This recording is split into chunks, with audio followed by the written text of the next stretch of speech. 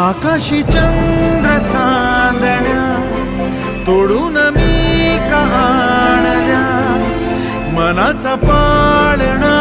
करू बांधून घे जरा झुला, डोळ्यात तूच साजणी सुखाचा स्पर्श तू नामा, तुझ्या विना उरेन अर्थ जीवना,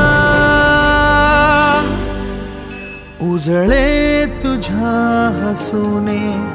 कणकण, अन चंद्र हे हातीचे काकण,